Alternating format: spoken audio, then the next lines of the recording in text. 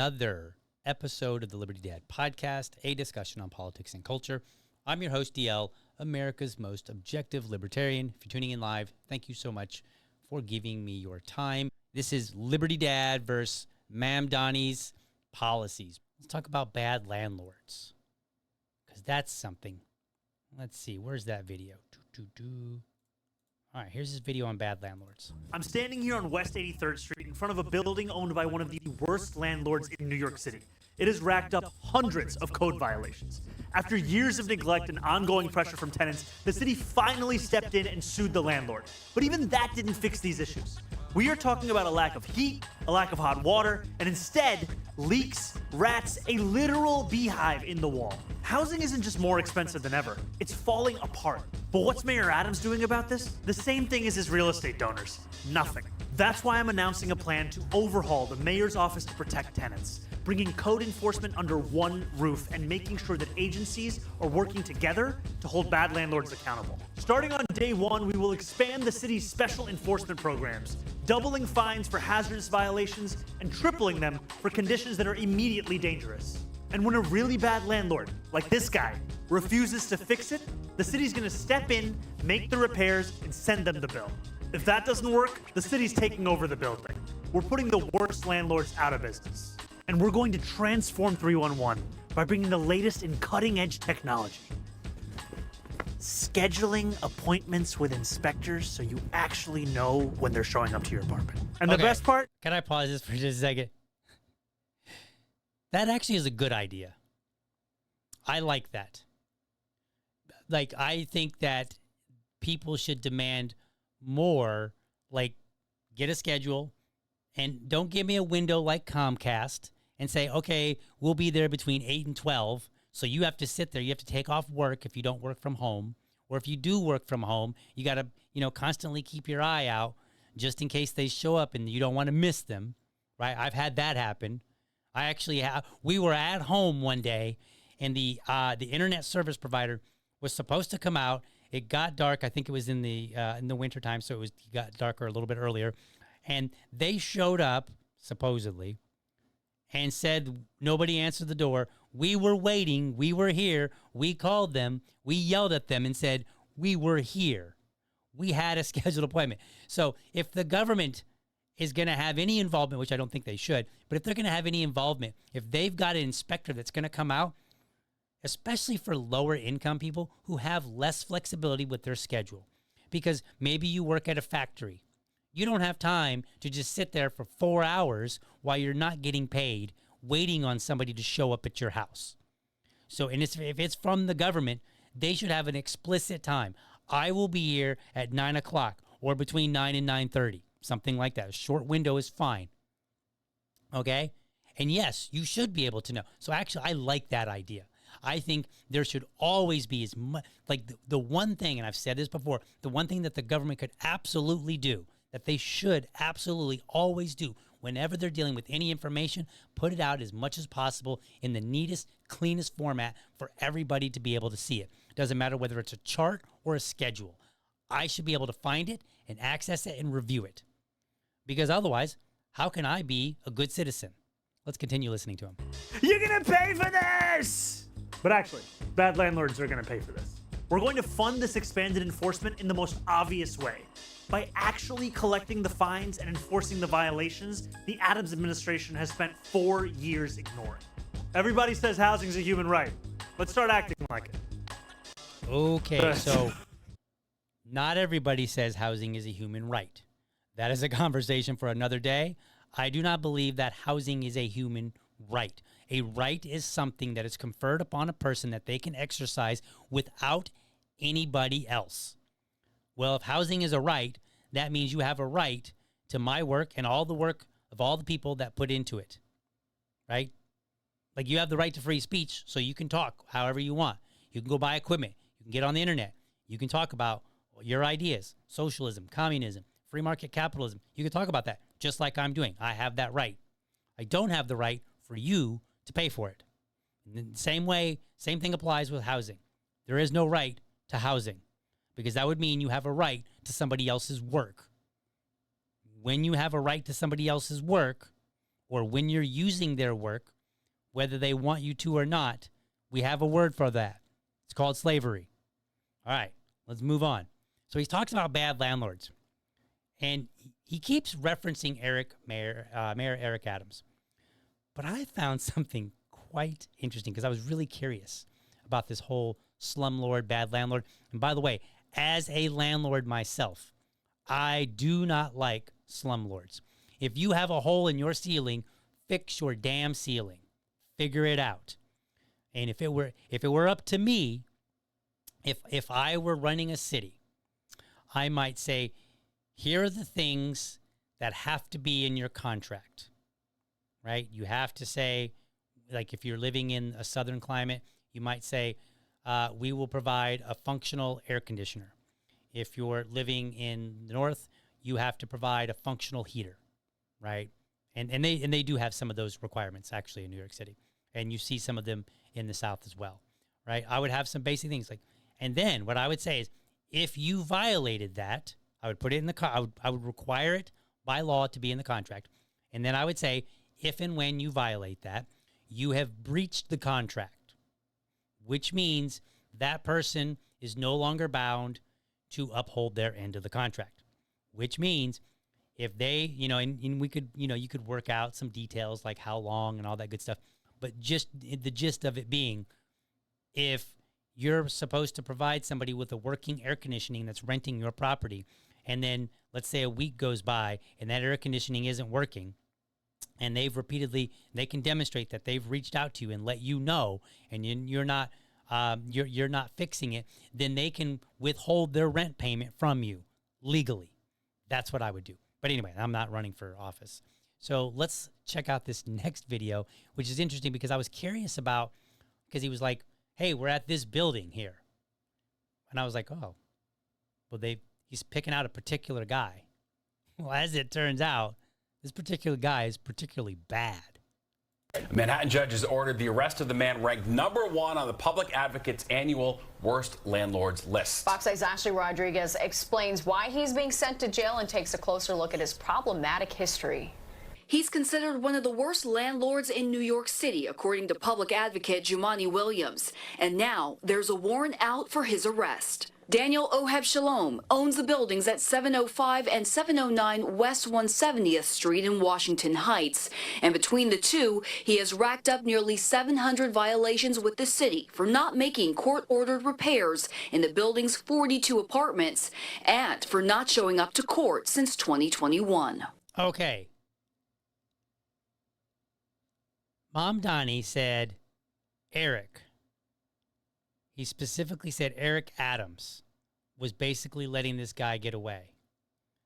They just said this dude has been a bad landlord since at least 2021, which would go in before Eric, because Eric Adams started in January of 2022. So this guy goes back to a 2021, possibly even longer. Some of the articles that I read about this particular fellow seem to suggest that he's been a problem for a very long time. Whose problem is that? Now, it's the renters are the ones that deal with it. But who's, other than the landlord, who clearly sounds and based on the video that we're seeing here, he really seems like a shitty landlord. Terrible person. Okay? But who is at fault that these things are still a problem? If you said the government, the city of New York, please go to the head of the class or stay there. Okay? It is their job to enforce the law. If they're not enforcing it, then to some degree, the blame needs to be on them. Okay? We know who the guy is. You can't enforce it as the renter. And you'd have to look at the laws to see whether or not they have any kind of provision where they can withhold their rent legally. I don't know if that's the case. It should be. That should be the first thing on the list. He should first say, if you have a bad landlord who is not doing certain things, not everything. I mean, if you got like a window that's got like a little crack in it, like I'm not going to say, hey, you can call him up and say, hey, there's a crack on the window. Please fix it or I'm not paying the rent. Like, I wouldn't count that. But I would think that certain things, if there's a rodent infestation, right? If there's no heat and it's wintertime, it gets pretty cold in New York City, right? There are certain things for which it's reasonable to say nobody is going to rent that house under the knowledge that they're not going to get those things, or they are going to get them things, right? Like, people aren't going to be like, yeah, you know what? I want to rent a roach-infested place. I want to rent a house and bring my kids in there that has lots of rats. Nobody's doing that, right? Now, from a libertarian perspective, should they be able to? Yes. But I'm like, that's going to be more of your anarchist. I'm more of your libertarian, small government. I'm comfortable with the local city saying, we're not going to let people rent a rat-infested house because there are far too many problems that come along with that we don't want to deal with as a society, right? And so we're gonna, or maybe they can put some limitation, like, if you're a single person and you're renting it, and you don't have any children, okay, perhaps maybe then you would be more permissive of it, right? So ding me if you need to, libertarians, I get it. But at the end of the day, most reasonable people under the current system that we have would say that it is unacceptable that the government is allowing somebody to go years and years without dealing with major, serious problems. That's an issue. That needs to be dealt with. Now, his proposal is, and we'll put that up on the, no, let's finish watching this video here. Hold on, let's finish this. Some of these owners own such a large portfolio that they just see it as an item on a list, right? I'm going to just avoid this until I have to deal with it. And they're not thinking about the humanity, the people who are trying to just live their lives. Los ratones. Oheb Shalom is accused of not responding to residents' complaints about roach and rat infestations, lead, mold, leaks, collapsing ceilings, and not turning on the heat during winter. He faces up to 2 months at Rikers Island, but authorities have not been able to locate him to arrest him. There's a $3 million penalty he's going to have to pay. And while slumlords don't usually face jail time, in the case of Oheb Shalom, the city says he has a large portfolio of buildings and has accrued thousands of violations over the years. Thousands of violations over the years. Thousands. I, as a rule of thumb, oppose the government coming in and taking property. This case, I would probably say, you know what? It is so extreme, and they're having trouble getting a hold of him. He's not showing up to his court dates. I would say this would be a rare situation where the government could come in and say, we're taking this property from you, and we're going to sell it to somebody under the and we're going to tell them, and they can put some stipulations on it. They could say, hey, we're going to sell this. We're going to commandeer this property. We're taking it. You no longer own it. And we're not keeping it. We're going to sell it to somebody else. And then they can take those proceeds and they can put them in some sort of fund for the people. City doesn't need that money, right? All we're doing here is dealing with the problem and saying, look, if after a certain amount of time your problems are so egregious and you're unwilling to deal with them, right, then maybe it's time that you no longer have this particular property or certain properties. Maybe it's consistent with other properties. Now, I know some of my libertarian peers will be like, whoa, I can't believe you're saying it. So let's back up here. I'm not an anarchist. Anarchists believe in no government. I believe in minimal government.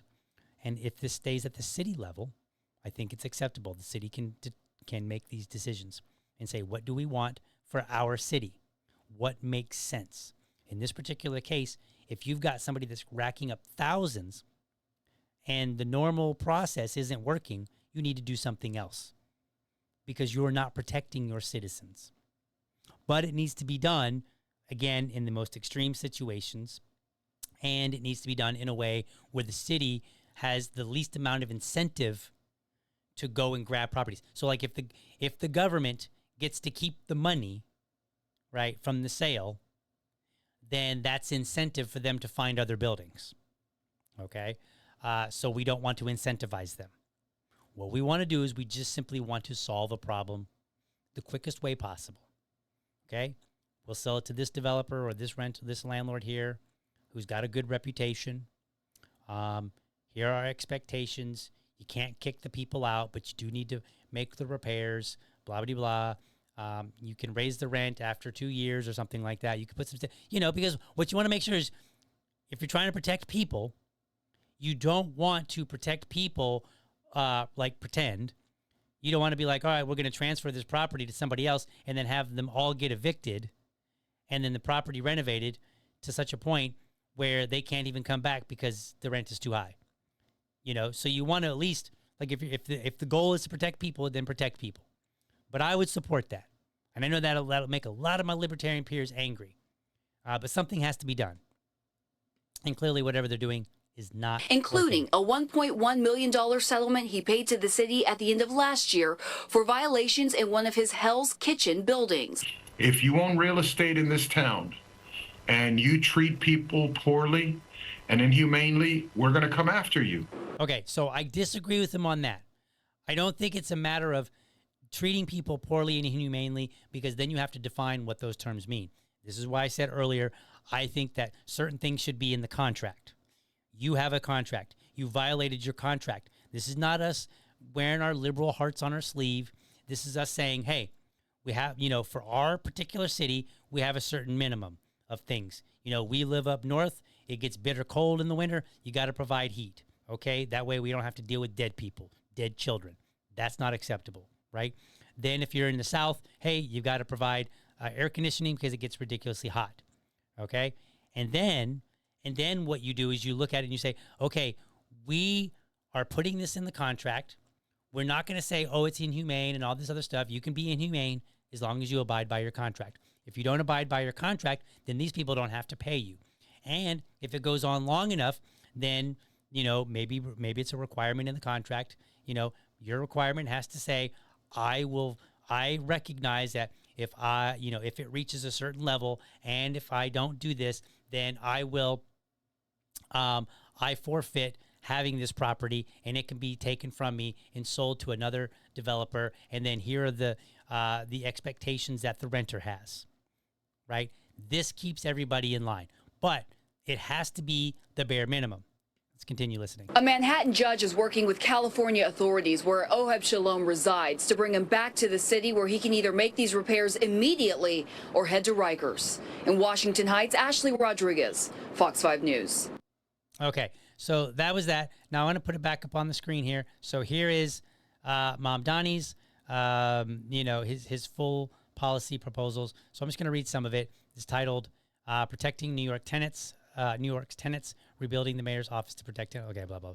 So we're going to get down to here. He says, the city is supposed to issue violations and fine landlords who fail to make repairs, but in reality, our code enforcement system is broken.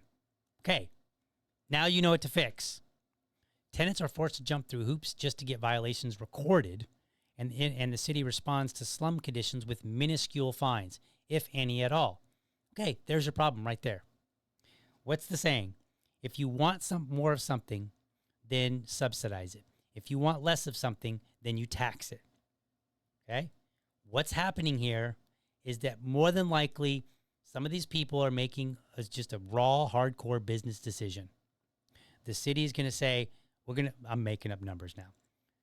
If you don't fix the broken window, you get charged $50. To fix the broken window, it might cost $150. What's the answer? What is the likelihood? They're going to say, I'm not fixing that window. It costs 3 times as much. Did I get that right? Yeah, I would rather pay the fine. Yes, they might say, I'd rather pay the fine.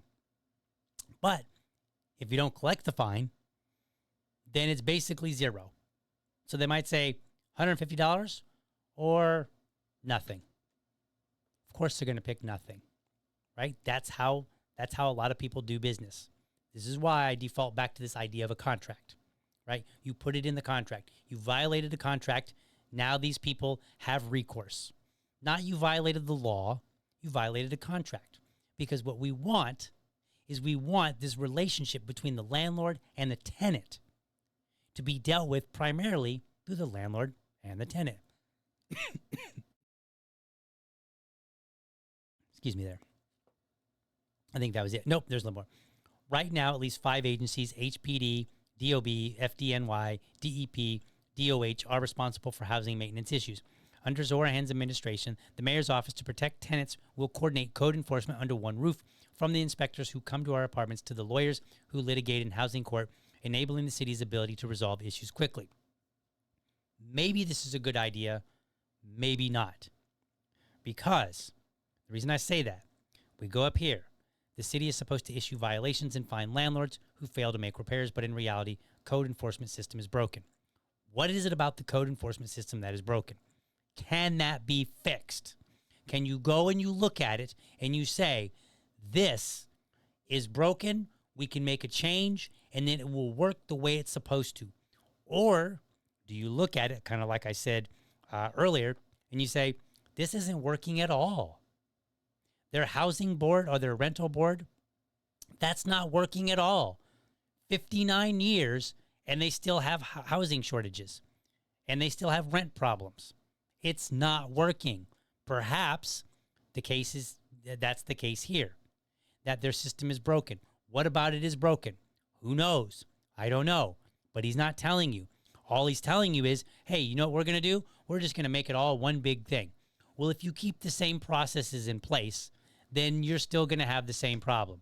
Or if you identify the wrong problem, you might make it a little bit better by adding yet more rules or more bodies or whatever, but it may only marginally improve the problem.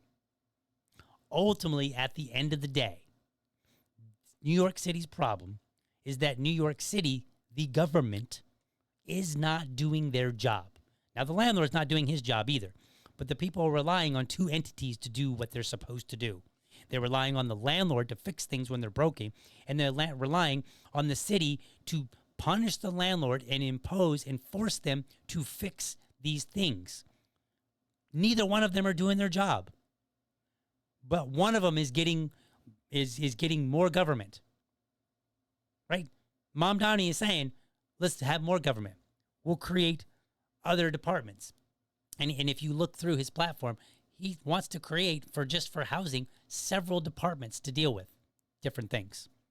Okay, we'll figure out what it is about the current one that's broken and fix that. Didn't he say he goes by results? He's results oriented. Well, the results here right now point to New York City. Now they do point to the landlords, but if the landlords aren't being held accountable by the governing body, then the first thing you need to fix, first and foremost, is your government. And I'm just not seeing it here. I'm seeing, I've watched corporations. Every great once in a while they'll do like a reorg, and they'll be like, all right, we're going to reorg, we're going to move people around. Basically, you're all going to do your same jobs. We're going to have the same products, and it's just changing on paper. And then guess what? Everybody does the same thing. So whatever problems that you're having and delivering are still there. That doesn't change. So this to me just looks like a reorg, and reorgs don't always work. They don't always work in the private sector, or at least from my perspective, they don't necessarily make things better. See, I think that was all that. Yeah, that was all there. There's a whole bit. You can go read it all.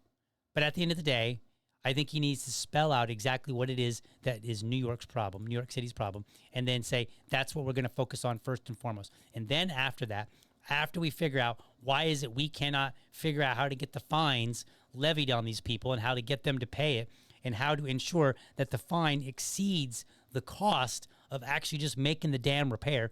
If he's not talking about that and focusing on, yeah, we're going to go get them bad landlords, don't expect much. Because that's what they say every election. Oh, it's these guys over here. We're going to do this. We're going to create this new board. We're going to create this new body. We're going to consolidate these bodies. And then guess what? You still have some of the same problems. You might get a few, wins, but ultimately you still have the same problems. How can I say that?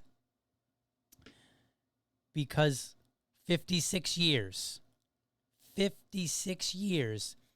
had the Rent Guidelines Board. And for 56 years, they're not really solving the problem. What does that tell you? The problem is the government right now.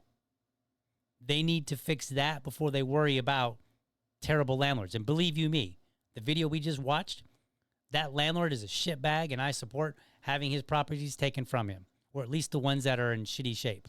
If he has some ones that he's keeping up with, fine, you can have those. You're clearly doing your job there, right? But I would also then focus on a contract and make sure that there is a proper contract so that the people that are actually being harmed, the government's not being harmed. It's the people, the renters. They're the ones being harmed. So everything should point to the people and getting recourse for them. And if they're low income, then it needs to be the easiest way to get that recourse. They shouldn't have to spend thousands of dollars on fancy lawyers so that they can get a window fixed, or they can get the heat going the way it's supposed to, or they can get mold removed. All right. Let's see. Last one here. This is the last video. This is about deed theft, and this is kind of interesting. So let's take a look. Last video here. Is this yeah, this is the last video. We'll wrap it up for the night. All right. We are going to do a number of things to make it easier to buy a home in this city and to keep that home. First and foremost, we are going to create the Office of Deed Theft Prevention. Okay. Creating a new office. He hasn't figured out how to fix the ones he's got, but he wants to create a new one. Just pointing that out.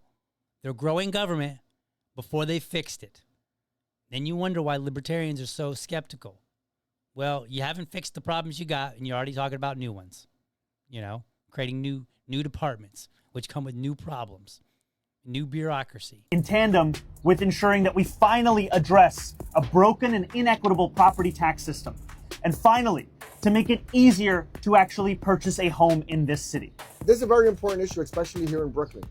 3,500 people have made complaints to 311 for deed theft services or support. Of those, less than 29 have been prosecuted. Think about that. 3,500 people and fewer than 29 have been prosecuted. Again, if you say that's a government problem that they need to figure out, head of the class. 29. There are no services for homeowners in the city of New York. And within this community, we saw the largest displacement of Black people over the past 10 years than any other community in New York City. A reason for that is deed theft, is rising property taxes, is rising rents, and it's gone under the leadership of both Andrew Cuomo and Eric Adams, who have ignored this issue for years and years and years. Okay. They've ignored this issue for years and years and years. And guess what? The system allowed it to be ignored. You have a fundamentally broken system all around, because not only are things aren't happening, but it's allowing these things to keep going with no recourse. This is, again, why I said all ideas should be about directing it down to the people, but first fixing your government. Sometimes that might be, hey, we're going to get rid of this department. You're not doing shit anyway.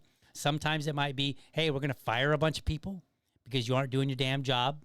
Sometimes you might have to look and say, oh, turns out we got processes. You know, maybe we've added too many laws, and the laws are so complicated that they basically breed inaction. Well, maybe you might need to get rid of some laws and free up some people's time, or free up some bureaucracy so that people can do the right thing.